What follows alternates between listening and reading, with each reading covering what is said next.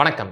இந்த வீடியோல நம்ம எத பத்தி பார்க்க போறோம்னா, சமூக நீதி போராட்டங்கள்லயே தலைசிறந்த போராட்டம் அப்படின்னு சொல்லப்படுற வைக்கம் போராட்டத்த பத்தி தான் இந்த வீடியோல நம்ம பார்க்க போறோம். இது தந்தை பெரியார் நடத்திய போராட்டங்கள்ல ஒரு முக்கியமான போராட்டமும் கூட. ஒரு காலகட்டத்துல கேரளாவுல உள்ள வைக்கம் அப்படின்ற பகுதியில உள்ள ஒரு கோயிலுக்குள்ள ஒரு குறிப்பிட்ட சமூகத்தினரால போக முடியாத ஒரு நிலை இருந்துச்சு. அது மட்டும் இல்லாம அந்த கோயிலை சுத்தி உள்ள சாலைகளையும் அந்த குறிப்பிட்ட சமூகத்தினர் பயன்படுத்தக்கூடாது அப்படின்னு எழுதப்படாத ஒரு நீதி இருந்துச்சு.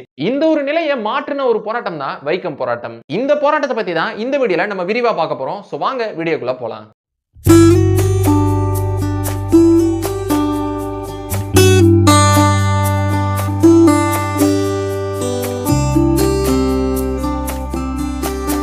நான் முதல்லயே சொன்ன மாதிரி கேரளாவுல வைக்கம் அப்படின்ற ஒரு ஊர் இருக்கு. 100 வருஷத்துக்கு முன்னாடி இந்த வைக்கம் அப்படின்ற ஊர் வந்து திருவிதாங்கூர் சமஸ்தானத்துக்கு கீழ வந்துச்சு. அப்ப இந்த வைக்கம் அப்படின்ற ஊர்ல ஒரு சிவன் கோயில் இருக்கு. அப்ப 1920களுக்கு முன்னாடி வரைக்கும் அந்த வைக்கம்ன்ற ஊர்ல ஒரு அநீதி நடந்துகிட்டே இருந்துச்சு. ஒரு தீண்டாமை நடந்துச்சு.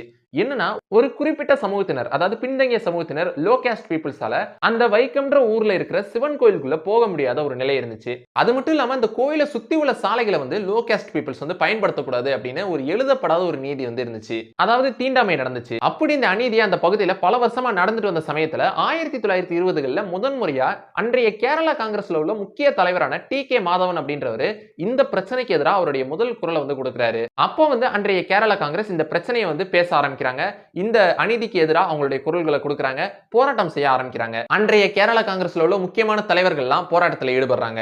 இந்த போராட்டத்தினுடைய நோக்கம் என்னவா இருக்குன்னா, இந்த வைக்கம் அப்படின்ற ஊர்ல இருக்கிற இந்த சிவன் கோயிலுக்குள்ள எல்லா சமூகத்தினருமே போகலாம். அது மட்டும் இல்லாம இந்த கோயிலை சுத்தி உள்ள சாலைகளை எல்லா சமூகத்தினருமே பயன்படுத்தலாம் அப்படின்ற ஒரு நிலை வரணும் அப்படின்றது தான் இந்த போராட்டத்தினுடைய நோக்கம். இதுக்கப்புறம் இந்த போராட்டம் மெல்ல மெல்ல பெருசாயிட்டே இருக்குது. இந்த சமயத்துல 1920களில் அன்றைய திருவிதாங்கூர் அரசு என்ன செய்யறாங்கன்னா, இப்ப வந்து பிரச்சனை என்னவா இருக்குன்னா, அந்த சாலைகளை வந்து எல்லா சமூகத்தினருமே பயன்படுத்த முடியல அப்படின்றது தான் பிரச்சனையா இருக்கு. சோ அதனால வந்து அந்த கோயிலை சுத்தியே நாங்க ஒரு சாலை போட்டு தரோம் அப்படின்னு சொல்லி ஒரு சாலை போட்டு தராங்க. லோ காஸ்ட் பீப்புள்ஸ் அந்த புதுசா போடப்பட்ட ரோட வந்து பயன்படுத்திக்கலாம் அப்படின்னு அறிவிக்கிறாங்க.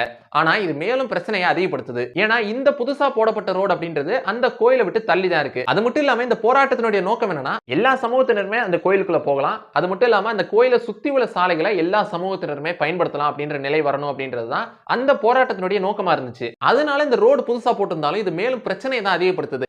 அதனால இந்த போராட்டம் இன்னமும் தொடருது. இந்த சமயத்துல தான் இந்த போராட்டத்தை முன்னெடுத்த கேரளா காங்கிரசினுடைய முக்கிய தலைவர்களை பூரா அன்றைய திருவிதாங்கூர் அரசாங்கம் கைது செஞ்சு சிறையில வைக்கிறாங்க. சோ இதுக்கப்புறம் இந்த போராட்டத்தை யார் முன்னெடுத்து கொண்டு போவா அப்படின்ற ஒரு கேள்வி எழுந்தப்பதான் அன்றைய தமிழ்நாடு காங்கிரஸ்ல இருந்த முக்கிய தலைவரான தந்தை பெரியாருக்கு இந்த வைக்கம் போராட்டத்தை முன்னெடுக்க சொல்லி ஒரு அழைப்பு வருது. அந்த அழைப்பை ஏத்துக்கிட்டு தந்தை பெரியாரும் கேரளாவுக்கு போகிறார். கேரளாவில் உள்ள வைக்கம் அப்படின்ற அந்த பகுதிக்கு போய் அந்த போராட்டத்தை முன்னெடுக்கிறாரு. தந்தை பெரியாருடைய பேச்சுக்கள், கருத்துக்கள் வந்து அந்த போராட்டத்தை இன்னமும் வலுவாக்குது. இதுக்கப்புறம் இந்த போராட்டம் ஒரு மக்கள் புரட்சியாவே மாறுது.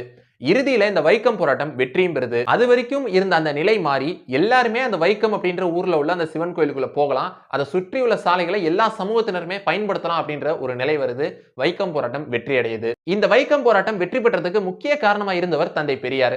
இதனாலதான் தந்தை பெரியாரை வைக்கம் வீரர் அப்படின்னு அழைப்பாங்க. சோ இந்த ஒரு போராட்டத்தை பத்தி தான் இந்த வீடியோல நான் சொல்லலாம் அப்படின்னு நினைச்சேன். சோ இந்த வீடியோ உங்களுக்கு பிடிச்சிருந்துச்சுனா லைக் பண்ணுங்க, உங்க ஃப்ரெண்ட்ஸ்க்கு ஷேர் பண்ணுங்க. சோ மறக்காம நம்ம சேனலை சப்ஸ்கிரைப் பண்ணிட்டு பக்கத்துல உள்ள பெல் ஐகானை கிளிக் பண்ணிக்கோங்க. So see you next video until signing off by Sabri Karthik.